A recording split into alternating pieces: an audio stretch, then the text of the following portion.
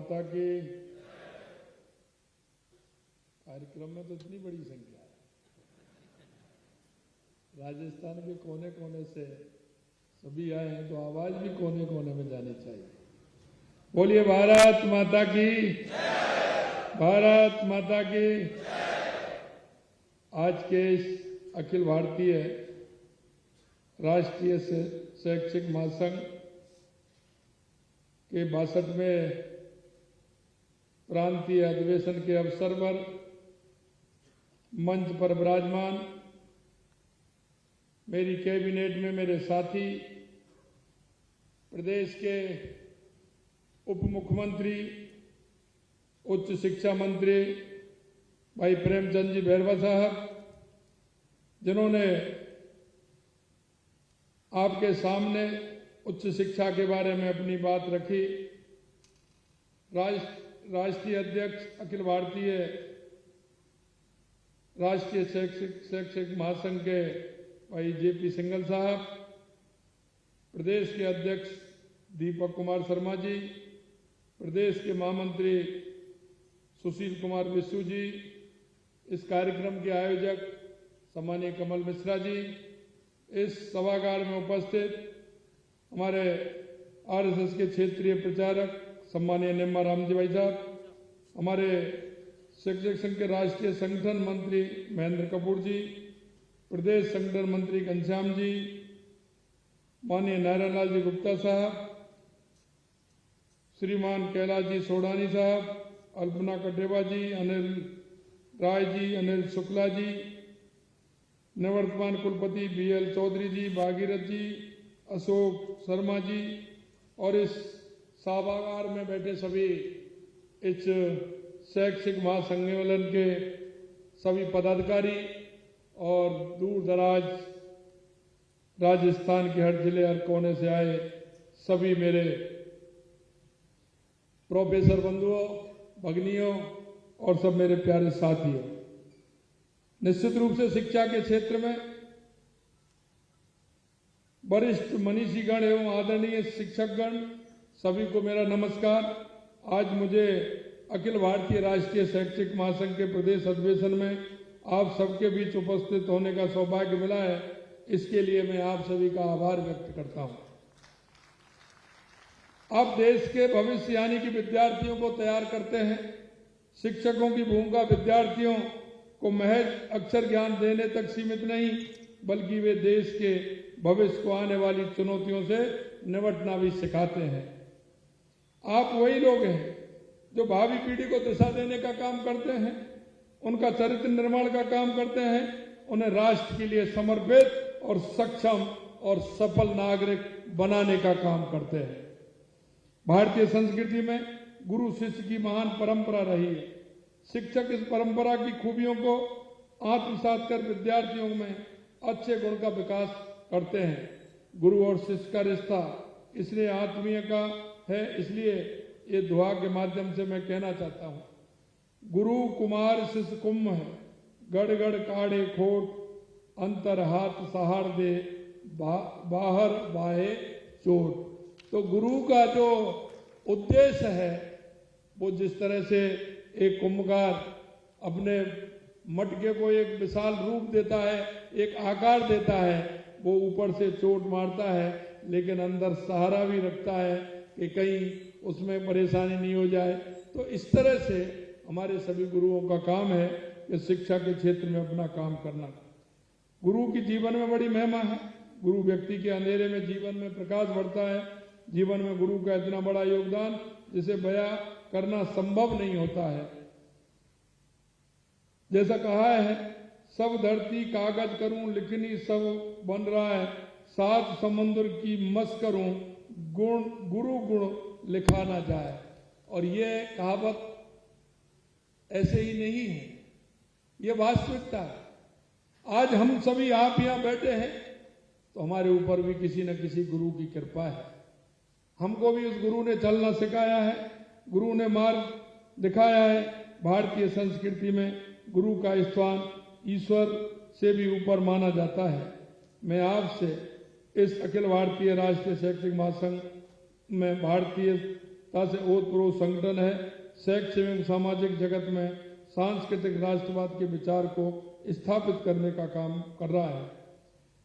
महासंघ शिक्षक हितों की रक्षा के साथ ही अपने राष्ट्रीय उद्योगों के पथ पर भी अग्रसर है। यह सामाजिक सरोकार और शिक्षा की गुणवत्ता में सुधार के कार्यक्रमों को क्रियान्वित कर रहा है। मुझे खुशी है कि वर्ष 1988 में स्थापित महासंघ आज देशव्यापी संगठन है। आज इसमें 24 राज्यों के 35 राज्य स्तरीय संगठन और 50 से अधिक विश्वविद्यालय स्तरीय संगठन का इनसे संबंध है। महासंघ के 3 सूत्र राष्ट्र के हित में शिक्षा, शिक्षा के हित में शिक्षक और शिक्षक के हित में समाज, इसे देश भर में सम्मानित मानते हैं। मित्रों, मैं निवेदन करना चाहता हूं कि जिस तरह से हमारा शिक्षक राष्ट्र के प्रति समर्पित होता है, राष्ट्र के प्रति जो भाव उसका होता है, वो समाज के अंदर उसका प्रभाव करता है। हम कह सकते हैं कि आज हमारे जिस तरह से समाज के अंदर एक शिक्षक को जो सम्मान है, और सम्मान ही नहीं, अग्रणी बन करके समाज को दिशा देने का काम करते हैं, समाज में उन बुराइयों को खत्म करने का काम करते हैं, समाज में एक अच्छा वातावरण बनाने का काम करते हैं, समाज में एक राष्ट्र को सर्वोपरि बनाने का काम करते हैं। मैं आपसे इतना ही कहना चाहता हूं कि हमारा उद्देश्य राज परिवर्तन नहीं, हमारा उद्देश्य व्यवस्था परिवर्तन का होता है।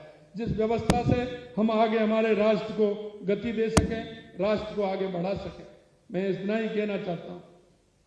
शिक्षकों के कई इस तरह के काम हुए हैं जिसमें कहना पड़ता है कि आज जिस तरह से महाविद्यालयों में शिक्षक नहीं है, एक साथ इतने भी महाविद्यालय बना दिए गए, बनाइए, कोई मना नहीं है, लेकिन उसकी व्यवस्था किस तरह से होती है। मैं कहना चाहता हूं, जिस तरह से एक कोई भी काम हम करते हैं, उस काम से करने से पहले उसका सोर्स देखा जाता है। आज हम देखते हैं राजस्थान के अंदर पिछले दिनों में हमने देखा है, हमारी सरकार को 6 महीने हुए हैं, हमने पिछली बार भी देखा है कि जिस तरह से सरकार ने काम किए हैं। मैं आपसे कहना चाहता हूं, क्या किसी भी क्षेत्र में हम काम करते हैं, हम काम करते वक्त उसका ध्येय और उद्देश्य देखते हैं, उसमें कैसे होगा इसका पहले हम विचार करते हैं।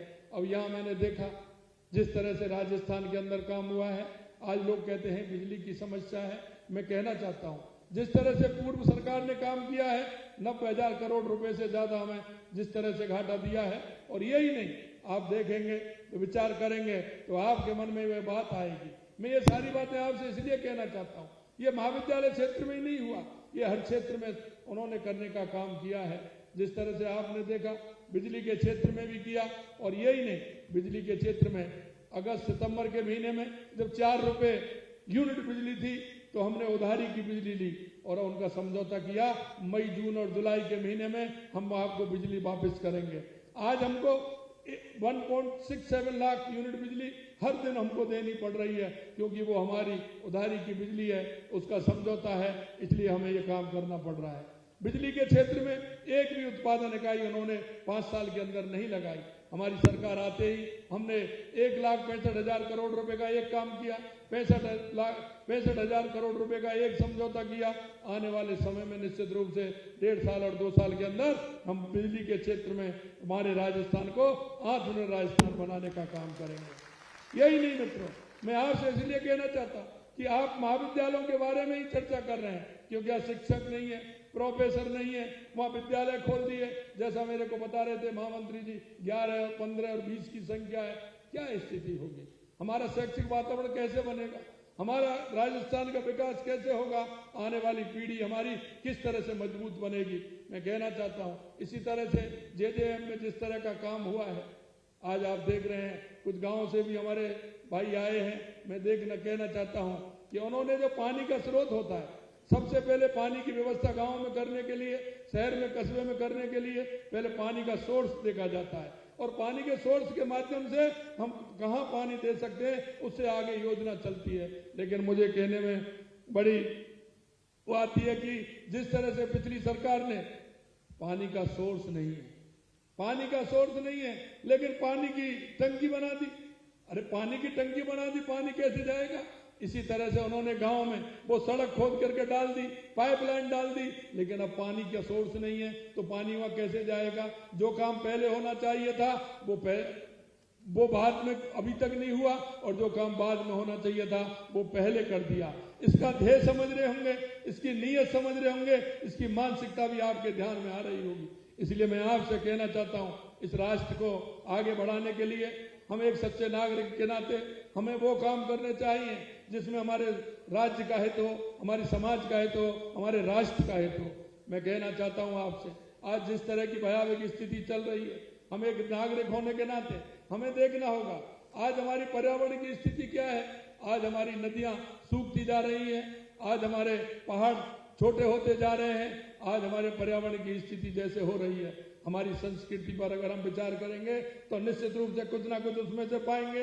हमारी संस्कृति ऐसी है कि हम नदियों को भी पूजते थे, हम पहाड़ों को भी पूजते हैं, हम वृक्षों को भी पूजते हैं। उसके पीछे कोई ना कोई कारण तो है कि उनको क्यों पूजा जाता है, उनकी स्थिति क्या है। हम उनको एक इस तरह से हम देवता के रूप में पूजते हैं, इसलिए पूजते हैं। हम नदियों में जाते हैं, उनको पूजते हैं और हम कहते हैं हे माँ तुम इसी तरह करबल तरीके से आप सदा बहती रहे।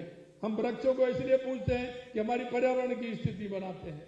हमारा राष्ट्र सर्वोपरि राष्ट्र, दुनिया में संदेश देने वाला राष्ट्र कैसे बने, आगे कैसे चले, इन सारी बातों को भी हम देखते हैं। मैं आपके क्योंकि ये सारी बातें मैं इसलिए कहना चाहता हूं कि ये जो मेरे सामने आप सभी लोग बैठे हैं, निश्चित रूप से शिक्षा के क्षेत्र में आप काम करते हैं, लेकिन शिक्षा के क्षेत्र के अलावा समाज में आपकी पहचान है, समाज को दिशा देने का काम करते हैं। समाज में जब आप काम करते हैं तो लोग आपको मान्यता देते हैं, और मान्यता इसलिए देते हैं कि आप इस राष्ट्र के एक ऐसे नागरिक हैं जो समर्पित होकर के एक राष्ट्र चेतना का काम कर रहे हैं। एजुकेशन शिक्षा तो आप दे ही रहे हैं, लेकिन एक राष्ट्र चेतना का भी काम कर रहे हैं। अंत में मैं आपसे इतना ही कहना चाहता हूं, जिस तरह से हम देखते हैं आज प्रधानमंत्री जी ने उच्च शिक्षा को देश के विकास का आधार माना है। यही वजह है कि 2014 के बाद देश में उच्च शिक्षा संस्थानों में तेजी से बढ़ोतरी हुई है और भारत ने उच्चतर शिक्षा हेतु बड़ी संख्या में नए संस्थानों के अंतर्गत आपने देखा होगा, 2014 से पहले भी देखा होगा और 2014 के बाद 16 IIIT, 7 IIM, 15 एम्स, 390 विश्वविद्यालय स्थापित किए हैं। पिछले 10 वर्षों में 5000 नए ITI स्थापित हुए हैं, जिससे 4 लाख नई सीटें जुड़ी हैं। हमने प्रदेश के अंतरिम बजट में सभी वंचित वर्गों तथा शिक्षा की पहुंच को सुलभ करने की दृष्टि से अल्प आय वर्ग के लघु सीमांत बटाईदार किसानों और खेतिहर श्रमिकों के परिवार के छात्र और छात्राओं को KG से लेकर PG तक की निःशुल्क शिक्षा प्रदान करने का हमने प्रावधान किया है। प्रदेश में पिछली सरकार ने बिना मूलभूत सुविधाओं के अनाधुंध नए महाविद्यालय एवं संकाय राजसेज के तहत खोल दिए। इसमें ना कोई स्थायी शिक्षक लगाया और ना कोई स्थायी प्राचार्य लगाया। हमारी सरकार ने राजसेज के अंतर्गत खोले गए इन कॉलेजों की समीक्षा के लिए एक हाई पावर कमेटी का गठन किया है। ये कमेटी इन सभी कॉलेजों की फिजिबिलिटी एवं उनके औचित्य का निरीक्षण भी करेगी और आगे उसमें कार्रवाई भी करेगी। मित्रों, राज्य सरकार उच्च शिक्षा को बढ़ावा देने के लिए निष्पक्ष फैसला लेगी और इन राजसेज महाविद्यालयों को सामान्य कॉलेजों की तरह संचालित करने का प्रयास भी करेगी। UGC रेगुलेशन 2010 और 2018 में महाविद्यालय में विश्वविद्यालय शिक्षकों की सेवानिवृत्ति आयु 65 वर्ष करने की सिफारिश की गई। राज्य में इन शिक्षकों की सेवानिवृत्ति आयु बढ़ाने के संदर्भ में विचार कर जो भी संभव सकारात्मक निर्णय होगा, राज्य सरकार उस पर भी विचार करेगी। कर्मचारियों का कल्याण हमारी प्राथमिकता है। सभी राज्य कर्मचारियों के हितों की रक्षा के लिए राज्य सरकार ने सभी विभागों को प्रतिवर्ष ACP CS का लाभ देने का निर्देश दिए हैं। कॉलेज शिक्षा विभाग विश्वविद्यालयों को इसके लिए शीघ्र निर्देश प्रदान किए जाएंगे कि ACP एवं CS के लाभ से वंचित जितने भी प्रकरण हैं लंबित हैं उन्हें तुरंत निस्तारित किया जाए। भविष्य में प्रतिवर्ष ACP और CS लाभ के लिए प्रक्रिया सुनिश्चित की जाए। राज्य सरकार बनने के साथ ही हमने सभी विभागों में रिक्त पदों पर भर्ती के लिए विभिन्न समीक्षा बैठकें आयोजित की हैं और राज्य सरकार महाविद्यालय और विश्वविद्यालय में शिक्षक एवं कर्मचारियों के रिक्त पदों को शीघ्र भरने की कार्रवाई भी करे। आज अंतर्राष्ट्रीय योग दिवस पर आप लोग महसूस कर रहे होंगे कि जिस कदर भारतीय संस्कृति का परचम पूरी दुनिया में लहरा रहा है, प्रधानमंत्री जी के प्रयासों की बदौलत आज पूरी दुनिया में योग में हो गया है। हमारी संस्कृति और हमारा योग, हमारे ऋषि, हमारे मुनि, हमारे महंत, हमारे संत जो इस देश को बनाना चाहते थे, दुनिया भारत को विश्व गुरु कहती थी। आप देख रहे हैं देश के यशस्वी प्रधानमंत्री नरेंद्र मोदी जी ने दुनिया के लगभग 90 और 95% देशों में अंतर्राष्ट्रीय योग दिवस आज दुनिया में मना रहे हैं और इस योग दिवस को, योग को पूरी दुनिया में पहचान बनाने का काम हमारे प्रधानमंत्री जी ने किया है। मैं आपसे इतना ही कहना चाहता हूं, आप सभी राष्ट्र निर्माण के इस पवित्र कार्य में अग्रणी भूमिका निभा रहे हैं। मैं आप सभी को शुभकामनाएं देता हूं। मैं इतना ही आपसे निवेदन करना चाहता हूं, क्योंकि हम भी एक नागरिक होने का कर्तव्य हमारा हमको बोध रहे, ये भी हमको देखना पड़ेगा। मैं आपसे इसलिए कहना चाहता हूं, हमारी केंद्र सरकार की योजनाएं हो या राज्य सरकार की योजनाएं, हमारी वो योजनाएं जो उस अंतिम पंक्ति में व्यक्ति खड़ा हुआ है, पंडित दीनदयाल उपाध्याय जी के वो अंत्योदय के उस वक्तव्य को भी जो अंतिम पंक्ति में व्यक्ति खड़ा है उसको लाभ मिलना चाहिए। मैं आपसे इतना ही कहना चाहता हूं, हमारे पड़ोस में, हमारे मोहल्ले में, हमारे गांव में कहीं भी आपको ऐसा लगे कि इसको आवश्यकता है, हम एक नागरिक होने के नाते हमारी केंद्र की और प्रदेश की योजनाओं को उसका लाभ मिले और उस पुण्य कार्य के लिए हम सभी कहीं ना कहीं उसमें भागीदारी बने। आज हम महिला सशक्तिकरण के लिए माननीय हमारे देश के यशस्वी प्रधानमंत्री नरेंद्र मोदी जी जिस तरह से काम कर रहे हैं, राजीव काल के अंदर लखपति दीदी बनाने के लिए उन्होंने संकल्प लिया है कि 3 करोड़ हमारी उन बहनों को लखपति दीदी बनाने का हम काम करेंगे। आपने देखा होगा हमारी सरकार भी लगातार, हमने जो वायदा किया, हमारी माता बहनों को हमने वायदा किया था कि हमारी सरकार आते ही हम 450 रुपए में गैस का सिलेंडर देंगे। आज हम राजस्थान के अंदर 73 लाख बहनों को हम 450 रुपए में, हमारी 15 दिसंबर को सरकार बनी थी, 1 जनवरी से हमने प्रारंभ कर दिया है। हर क्षेत्र में हमारी बहनें मजबूत होंगी, हमारी माता बहनें मजबूत होंगी, हमारा प्रदेश मजबूत होगा, हमारा देश मजबूत होगा। महिला सशक्तिकरण बहुत आवश्यक है। मैं युवाओं से भी कहना चाहता हूं, हमारे युवाओं को जिस आशा और उम्मीद है, जिस युवाओं ने हमारी सरकार को लाने में प्रयास किया है, पूरी तरह से मैं उन युवाओं से भी कहना चाहता हूं, आप किसी भी तरह की चिंता नहीं करें। हमारी सरकार में कोई भी वैकेंसी नहीं रहेगी, हर महीने हम वैकेंसी भी निकालेंगे और हमने कहा है कि हमारे जितने भी रिटायर होते हैं तुरंत उस महीने वैकेंसी निकले। और ये बैकलॉग की बात करते हैं, हम कहना चाहते हैं आपसे कि निश्चित रूप से आपका सहयोग, आपका जो प्रयास जिस तरह से हमको मिलेगा, आपका सहयोग और मेहनत जो हम कर रहे हैं उसके हिसाब से आपका भी प्रयास हमें मिले। हम राजस्थान के उन युवाओं को और हम सभी को कहना चाहते हैं, आने वाले समय में हर तरह की भर्ती भी निकलेगी, हम उसमें भी आगे काम करेंगे। कोई भी किसी तरह से कोई किसी परेशानी नहीं हो, इसमें भी काम करेंगे। महिला सुदृढ़ीकरण से लेके युवा, किसान, मजदूर, सबके लिए हमारी सरकार प्रतिबद्ध है।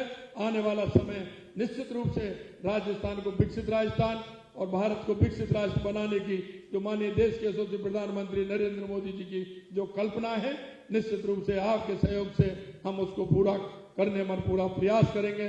आप सभी ने मेरे को बुलाया, शिक्षक महासंघ के सभी पदाधिकारी, आप सभी लोगों ने बुला करके जो मान और सम्मान दिया, उसके लिए मैं दिल की गहराइयों से आप सभी को बहुत बहुत धन्यवाद और साधुवाद देना चाहता हूं और पुनः आशा करता हूं कि आप सभी का सहयोग हमारी सरकार को, आपका कोई भी सुझाव, क्योंकि हमारा बजट आने वाला है, हमने बजट के अंदर भी हमें सभी को बुलाने का हमने प्रयास किया है, चाहे वो किसान हो, मजदूर हो, उद्योगपति हो, खेल जगत के लोग हों, कोई भी हो, उन सबको बुलाने का प्रयास किया है। आपको भी मैं कहना चाहता हूं, क्योंकि सुझाव कोई भी दे सकता है, अच्छा सुझाव किसी के मन में आ सकता है, कोई भी विचार अच्छा किसी के मन में आ सकता है। निश्चित रूप से हम कहना चाहते हैं, जो भी विचार आपके आएंगे उनको हम समाहित करेंगे। कोई भी विचार ऐसा आएगा जो राजस्थान के हित में हमें अच्छा लगेगा, उसको उसमें हम समाहित करेंगे। इतना ही मैं कहना चाहता हूं, आप सभी का सहयोग हमें मिलता रहे, इस आशा और विश्वास के साथ आप सभी को बहुत बहुत धन्यवाद। नमस्कार, जय हिंद, जय भारत, जय राजस्थान।